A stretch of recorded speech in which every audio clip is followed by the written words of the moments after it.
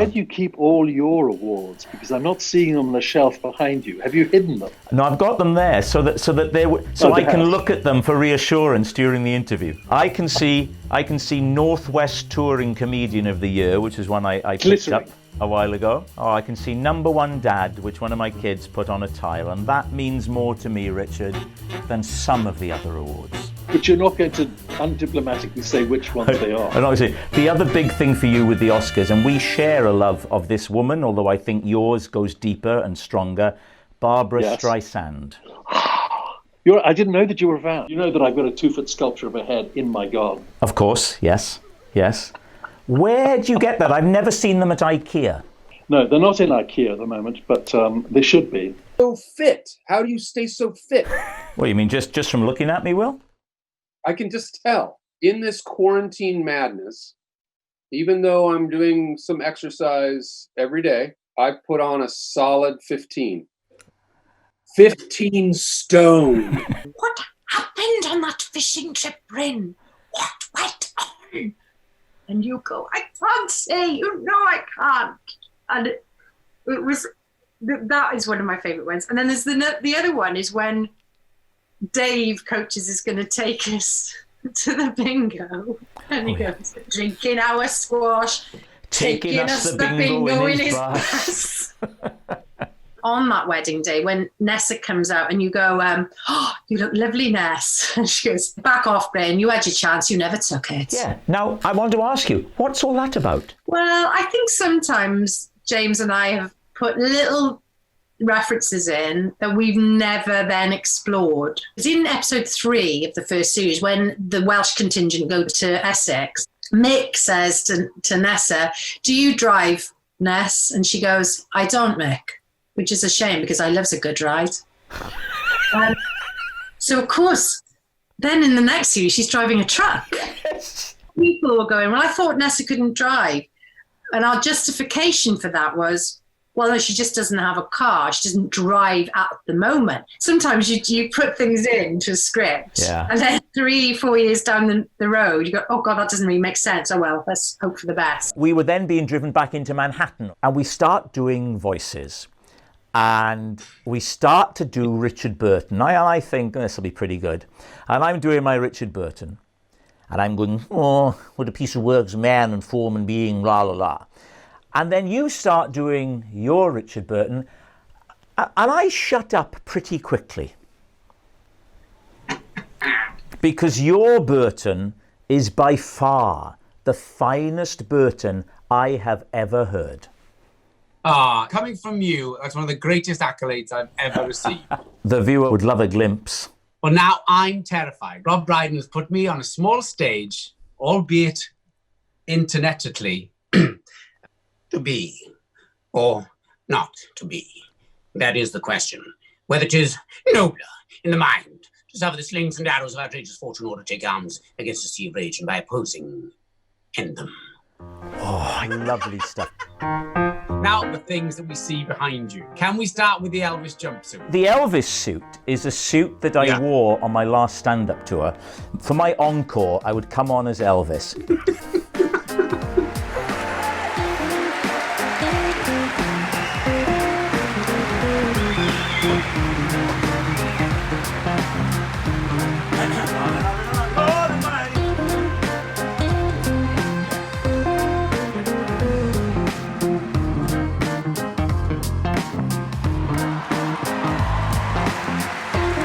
That's incredible.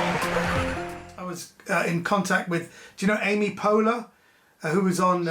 No, but again, she's another one. She said she liked Human Remains, and that's a great example. I read that in a paper, and I was like walking around with my chest puffed out all day. It's huge. I was in contact with her agent, and my iPhone changed her name to Amy Pornhub. So she got very, very offended, and I don't know how to fix my phone. Well, you know that predictive text will sometimes just go to a word that it's being asked to type a lot anyway. Do you remember this? Oh, yeah. Yes, I can see it. Now that was when we were filming the wedding fair scene from the first series. Was that in the first series? Yeah. And series. And we were staying at the Vale Hotel, and the Welsh rugby team were there as well. Now, look at the faces of all the men. So there's Matt, me, James, and Larry, right? Look at our faces, and then look at the faces of the women. There is a discernible difference. Well, I'll tell you something. As I'm looking at that picture, something I remember. The rugby player who's sitting in front of me, but he was extremely handsome, and they had been, I was going to say rehearsing then. They've been practicing whatever they do. And then they were asked to come and have a picture taken. So he'd obviously come off the thing for all of them. They'd had a shower and come in. And he sat down in front of me for the picture. And I suppose it's a bit rude, really, but I put my hands on his shoulders. And I could feel the sort of heat coming from his body and that strength. You know, the rugby players, how strong they are. And I could remember standing there thinking, oh my God.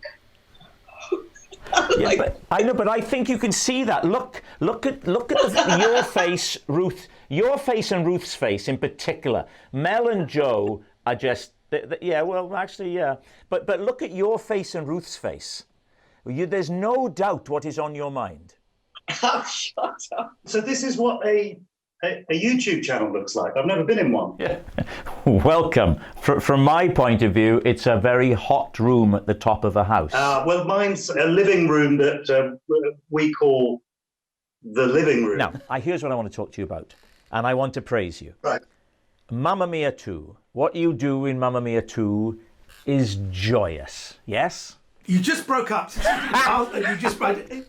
What you did in Mamma Mia 2 is something. I didn't hear what the word was. I said it's terrible. I've always been drawn to the cocky, brash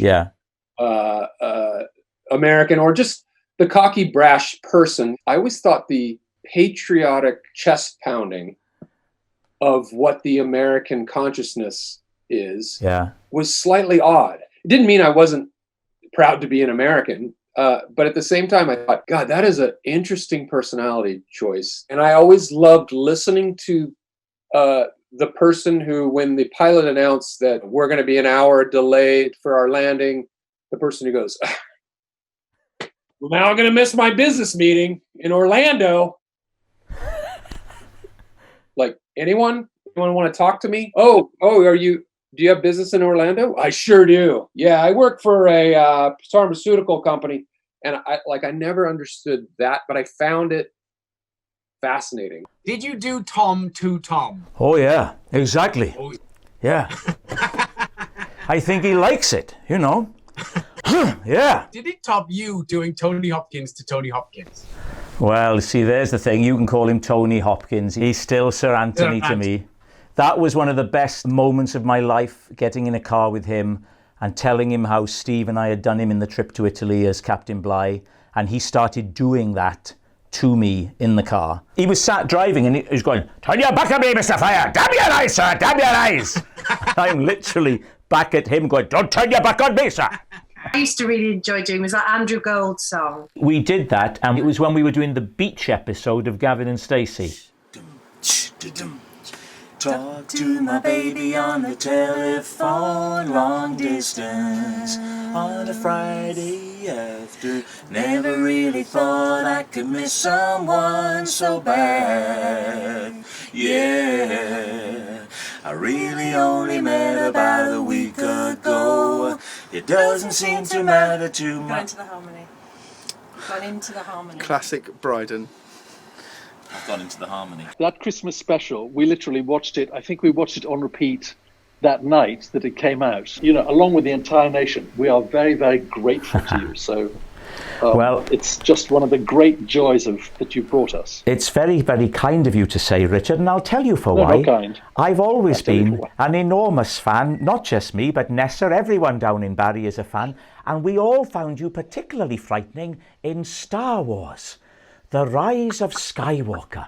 Now, that must have been, I mean, I thought Sex and the City was a hoot, but that must have been an absolute hoot for you to do.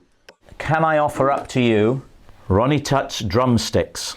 Well, that's amazing. This is playing with Neil Diamond. I did a show with Neil Diamond, and Ronnie was on the drums, and I think he knew, because I'd asked him about Elvis and stuff, you know. And as he came off the stage at the London Palladium, having played Sweet Caroline with these and Crackling Rosie, and as he walked past me, he gave them to me. That's amazing. A month later, I got an invoice from him, which I wasn't expecting. And for me, kind of took some of the edge off it. You've even done your own material wrong. Why? You've done your own. I can do your material better than you. Go on then. Because I'm a director, and I never read the book. I never read the script. I rely totally on my instincts, and my instincts are very bad. Very bad. Years ago, I was at a party and Michael Caine, he was there. This was so giddying, and I drift past the table and just eavesdrop. And I swear to you, what he was saying was, you put them out on a Thursday night, they're meant to collect them on a Friday, Saturday they're still there. He was talking about the recycling. Oh. I'm putting you on the spot, but it's not a problem. Well, Pam, I can't believe I've got to grips with this Zoom. I can't wait to tell Smithy. Christ, it's been so lovely talking to you, Uncle Bryn. Take care of yourself, darling. All right, and I hope to see you soon. I think, if nothing else, Pam, what we realise now is just how good the writing of James and Ruth really is. Thanks for doing this. Bye-bye. Bye, Rob.